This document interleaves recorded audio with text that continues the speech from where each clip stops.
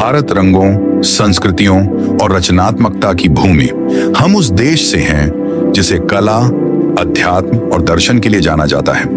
लेकिन आज हम उस इतिहास में झांकेंगे जो शायद सबकी नजरों से ओझल रह गया।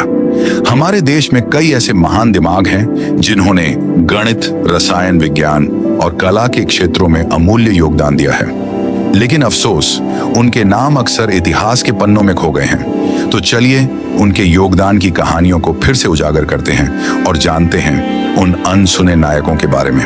दोस्तों, मैं हूं राकेश भंडारी और इस डॉक्यूमेंट्री व्लॉग में आपका स्वागत है। अनंत का रहस्य जानने वाला गणितज्ञ श्रीनिवास रामानुजन। जब गणितीय प्रतिभा की बात होती है तो एक नाम अनमोल होता है, श्रीनिवास रामानुजन। लेकिन उनकी कहानी केवल अंकों तक सीमित नहीं है। 20वीं सदी की शुरुआत में तमिलनाडु में एक साधारण परिवार में जन्मे रामानुजन ने अपने बलबूते ऐसे जटिल गणितीय सिद्धांतों को खोजा जिनका उत्तर ढूंढना उस दौर के गणितज्ञों के लिए भी मुश्किल था। कोई औपचारिक शिक्षा नहीं होने के बावजूद उन्होंने ऐसे सिद्धांत विकसित किए जो आज भी गणितज्ञों के लिए पहेली बने हुए हैं।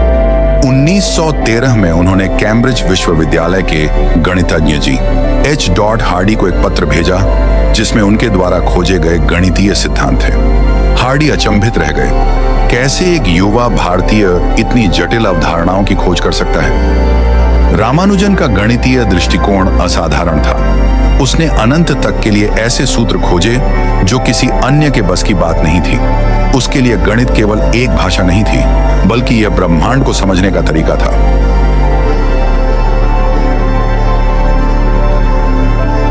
फूलों से इत्र बनाने वाला पहला रसायनज्ञ आचार्य प्रफुल्ल चंद्र रे इत्र के सुगंध से बहुत पहले एक महान रसायनज्ञ थे, आचार्य प्रफुल्ल चंद्र रे, जिन्हें आधुनिक भारतीय रसायन शास्त्र का जनक माना जाता है।